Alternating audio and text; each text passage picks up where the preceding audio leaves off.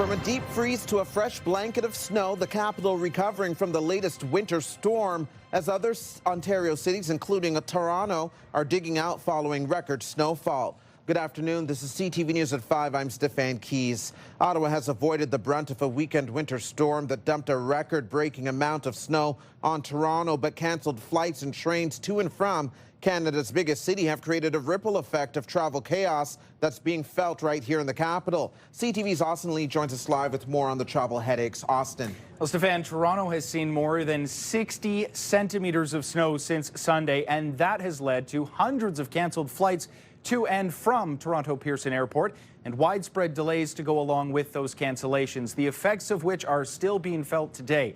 We have seen about 14 centimeters of snow here in Ottawa.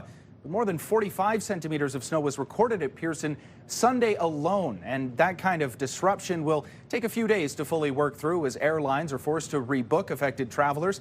Aviation analytics firm Cirium said roughly 300 more flights across the country had been called off as of this morning. Of course, that is affecting tens of thousands of travelers. I haven't had any sleep. I'm just waiting here for my flight to Iqaluit now instead of sleeping. Well, yesterday we were supposed to get into Ottawa at 3:15 or something, and then we made it today. We just got in. Via Rail also canceling several trips. At least 10 Via Rail trips in Ontario and Quebec completely called off. Several others delayed by hours. As for the roadways, they are quite slick in some parts of the city, as you can imagine. Ottawa police say as of noon today, there were 154 reported collisions since the start of the morning commute. Stefan. All right, CTV's Austin Lee with that for us. Thank you, Austin. Meanwhile, millions of people in the Greater Toronto area are getting extra exercise today as they heave healthy helpings of snow off driveways and sidewalks. This is one of the biggest snowfalls that region has ever seen. Toronto. It's decent because we did a bunch of phases yesterday. Okay. So I think if we didn't get ahead of it, it would be really hard. It's fun. It's like an exercise, so you got to enjoy it. It's part of Canada, right? Toronto and neighboring Mississauga saw the most snow from this monstrosity of a weather system. 56 centimeters in downtown Toronto and 46 centimeters at Pearson International Airport. Most of the roads have been cleared, but almost all schools and daycare centers are closed. Toronto has declared this a major snowstorm event, which prohibits parking for snow clearing in a city where drivers already struggle with the competition for spaces. In the meantime, grocery shoppers are getting a closer look at a new federal plan aimed at easing the painful costs of keeping families fed. The government is boosting the GST credit, calling it a grocery rebate as food prices remain high. CTV's Josh Morano joins us live with more on this. Josh. Yes, Stefan, the government is calling this a Canada Groceries and Essentials benefit, which it says will put more money into the pockets of Canadians who need it the most. High costs of grocery prices have been putting pressure on household budgets as community food programs note a growing number of people turning to them as costs for everyday essentials continue to rise. The government says the boost will put hundreds of dollars into the hands of millions of Canadians who need it most. And here's how some shoppers in the capital responded to the news. I would definitely love to see something done about the prices of the groceries, but for now, I guess it helps to have the extra money. I love to receive another $400 from the government. Just for, it's good for a family person. It's just a very short solution, and this has been a problem for at least 4 or 5 years. And I really do believe that we've got to do more than just hand out money.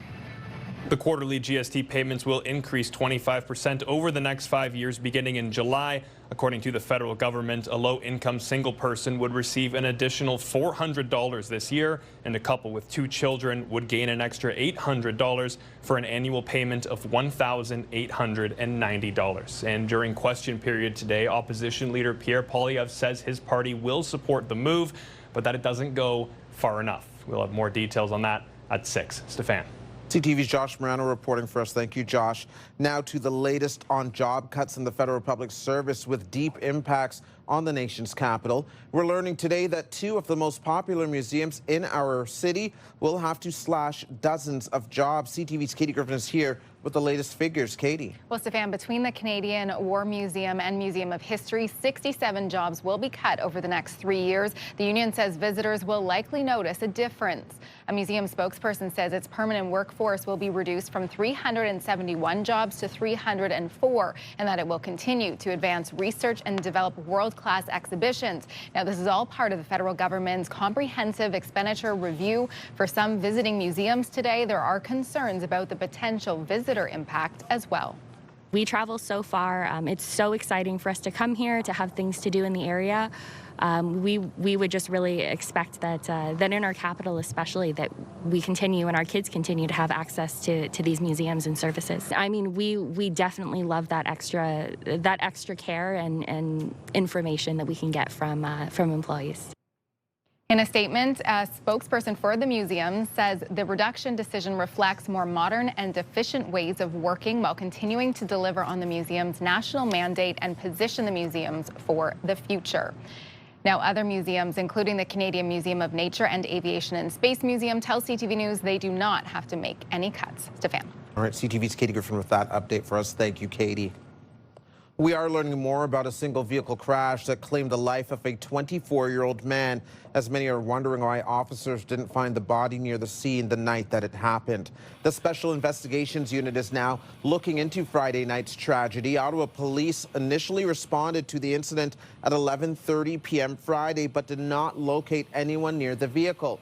Police then left the scene and say they made efforts to reach the person that the vehicle was registered to, but an officer returned the next day, locating the man dead beneath the snow.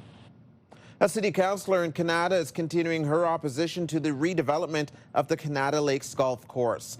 Kanata North councillor Kathy Curry is planning to put forward a motion Wednesday that would ask city staff to look into the possibility of acquiring the golf course land. Minto Homes currently has plans to build upwards of 1,500 homes on it. Curry's motion would also remind Minto that it plans to enforce all 192 conditions to redeveloping the site. Curry says after the city's appeal to keep the location as 40% green space, she is looking into any alternatives to stop development, including acquisition. Staff need to look at every possible option to fix this problem, because the reality is, yes, the courts have ruled that there can be development if it's ever possible. And so we have a developer that's waiting to develop. And so the developer is not going to just go away. Curry says of the 192 conditions for redevelopment, her main concerns are soil that is contaminated with mercury from golf course fertilizers and pesticides. She also says the land serves as a community's stormwater drainage system and worries about flooding should it be developed. Marineland has received a conditional approval to send its remaining whales to the United States. The update came from Federal Fisheries Minister Joanne Thompson today. The move comes after Marineland presented what it called an urgent rescue solution to the federal government last week to keep the 30 belugas alive. Thompson says she will issue final permits once the Niagara Falls theme park provides further information. Zetterlund working low, looking for the pass in front. They score! Zetterlund from below the goal line. The Senators. Coming up on CTV News at 5, the Sens face off against the Golden Knights here at home. Highlights from last night's game. And our Jackie Pears is live on the Rideau Canal Skateway for us, Jackie. Yes, Stefan, it is cold, but it has not stopped people from taking advantage of the ice here on the canal. We're along 5th Avenue, and people are getting beaver tails and enjoying today's festivities. And taking a look at our conditions right now, is it a messy commute home? Well, on the way here, slippery conditions on the road, so be aware of this when you are driving out and about. Right now, temperatures feeling about minus 17, minus 19 when you factor in the wind chill really throughout eastern Ontario. Light flurries will continue into the evening, but safe to say we won't see another significant snowfall. The bitter cold is sticking around, though. Overnight temperatures feeling closer to minus 28. The flurries could linger tomorrow morning, but we are getting to a daytime high of minus 11. But the warm or the cold frigid temperatures are likely going to stick around for at least until Thursday. We will have these details and much more at your long-term forecast in just a bit. Stefan. Thank you, Jackie. Here's what you need to know. The Ottawa Charge are back in action on home ice this Wednesday night. The Charge face off against the Seattle Torrent at TD Place Arena. Puck drop is 7 p.m. A live check on traffic right now. Be on the lookout. Several collisions throughout the afternoon has caused major slowdowns. Right now, we're seeing that the westbound 417 is slow from Island Park out to Woodruff. There's a collision at Carling in the westbound lanes. Eastbound is moderate from Parkdale to Walkley. It's slow from the split to Montreal Road along the 174 if you're headed out towards Orleans. You're watching CTV News at 5.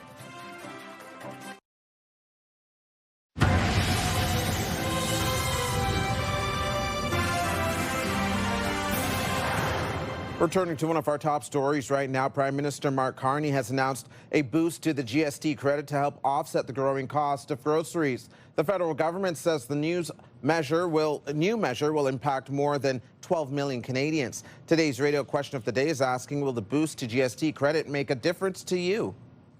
I've been on both sides of a food bank line. I've access to food bank. I've also been the person who's providing the service. And what I've seen is that we have a lot of seniors. We have a lot of single income families. We have a lot of students. We have a lot of younger people. We have a lot of people who are working full-time jobs who cannot afford to put food on the table. Christy Cameron is here with more on a very impassioned clip there, Christy, from the Parkdale Food Centre. And as we heard from Carissa, people of all walks of life are turning to food banks. We're talking about people that are collecting a paycheck, but it doesn't go far enough. So if you were thinking about it in a different way, reconsider. A lot of people, unfortunately, are relying on food banks, which is, I think, in part why the government is rolling this out. Carissa told me at the Parkdale Food Centre, they've seen an increase of 60%. 60, wow. 60 year over year. That is a big increase. And how are they even managing? I'm sure they're struggling to keep up as well. Well, like any food bank in Ottawa, across Ontario, really, they're having a tough time. And, you know, I was hearing from a lot of listeners today that they appreciate the gesture here from the government, but you look at food banks and you look at what people are feeling and you wonder, can we do something better, right? Like, rather than a Band-Aid solution or a shorter term measure, 4 or 5 years, how are we fixing this structurally long term? Right. And obviously it's a much bigger problem, but you think about the fact that food banks were meant to be a temporary measure.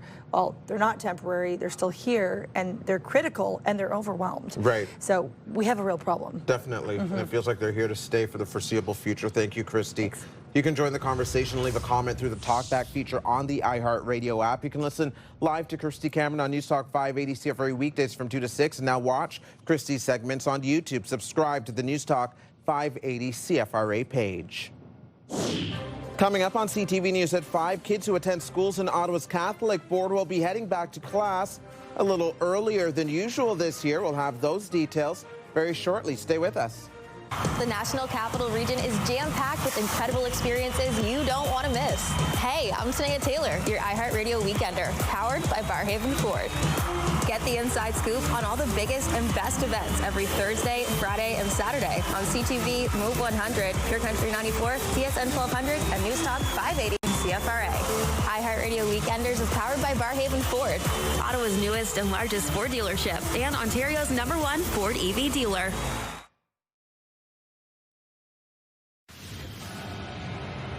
Coming up later tonight on CTV, E-Talk starts at 7, St. Denis Medical at 7:30, Extracted at 8, Memory of the Killer at 9, and The Rookie at 10.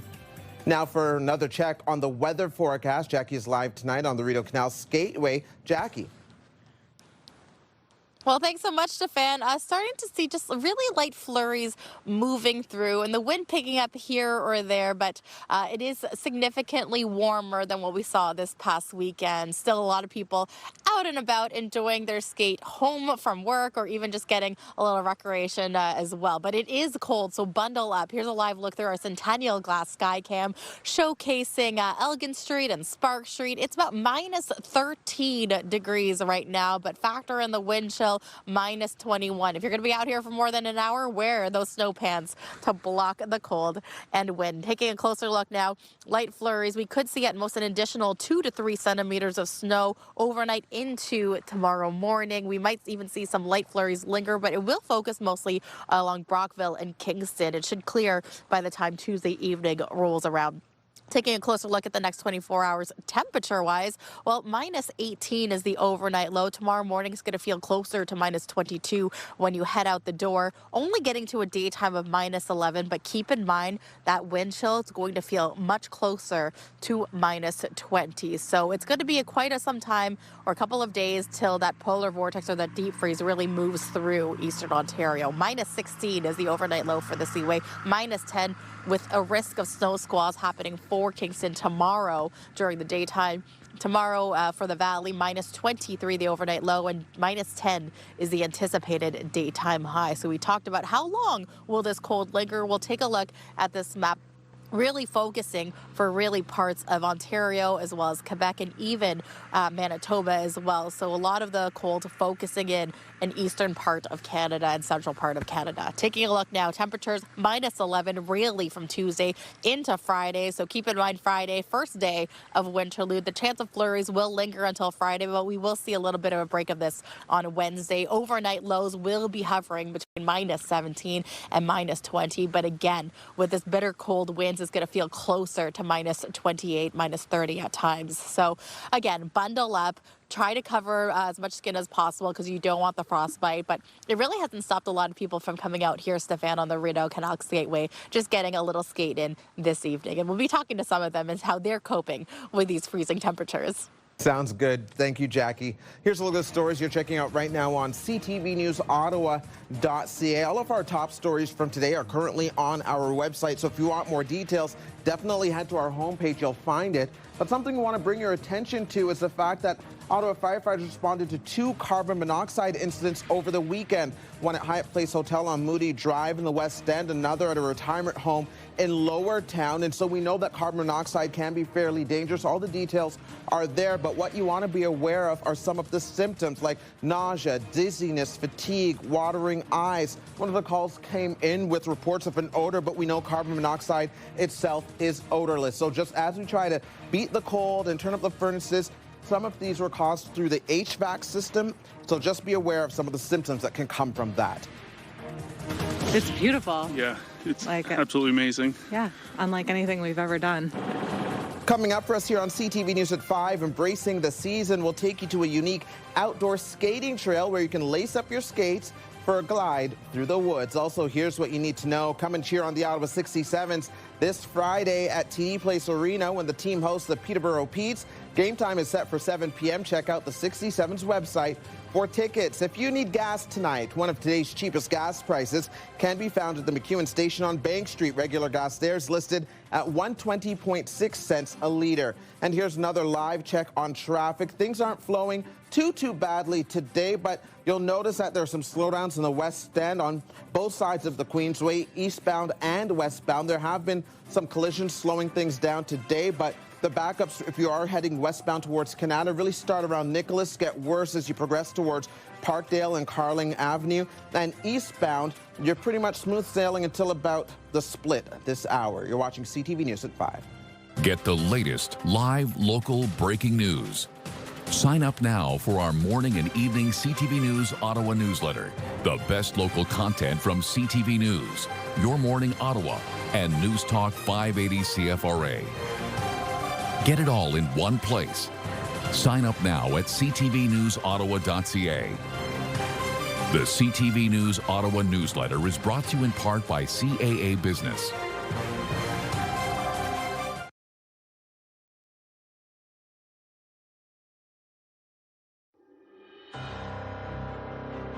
Here's a live look through our Centennial Glass Sky Cam. The temperature right now is minus 13. And it's time now for a look ahead to CTV News at 6. Here's Patricia Bull. Thanks, Steph. Here's what we're working on for 6 o'clock. Yesterday, we were supposed to get into Ottawa at 3:15 or something. And then we made it today. We just got in. First the cold, then more snow. The capital cleaning up after the latest snow dump as Toronto digs out from the biggest single-day snowstorm in that city's history. This will deliver hundreds of dollars more into the bank accounts of more than 12 million Canadians. The Prime Minister unveils a boost to the GST credit as part of a series of new affordability measures. The announcement coming as Parliament resumes today. We definitely love that extra care and information that we can get from employees. The Canadian Museum of History and the Canadian War Museum will cut 67 positions over the next 3 years. We'll have the reaction. All of that and more is coming up tonight on CTV News at 6. That's right after the early edition of CTV National News with Sandy Ronaldo at 5:30. Steph. Thank you, Patricia. Now the final 5 other stories we're following today, and it includes a unique skating experience here in the Capital Region. This is next level. You are skating through a forest. It's incredible. Look, the snow is falling. It couldn't be more perfect out here. Skating through the woods and drawing visitors from across North America, this forest trail is giving people a very different way to experience winter. Patinage en forêt is a 6-kilometer skating trail in Lac-des-Loups, Quebec. That's about an hour northwest of downtown Ottawa. Students in the Ottawa Catholic School Board could be starting the next school year before Labor Day due to the late date this year for the final long weekend of summer. According to the proposed calendar, the first day of classes for the Catholic School Board would be Tuesday, September 1st. Labor Day this year falls on Monday, September 7th. Board staff say if they started after Labor Day, there would not be enough days remaining before the end of June to meet ministry requirements. We thought it would be a good time to look for a new operator and see what can be offered.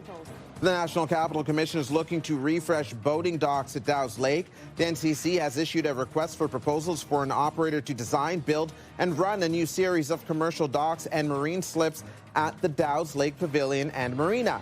They would be for motorized boats as well as non-motorized rentals such as kayaks, canoes, and paddleboards. Zetterlund working low, looking for the pass in front. They score!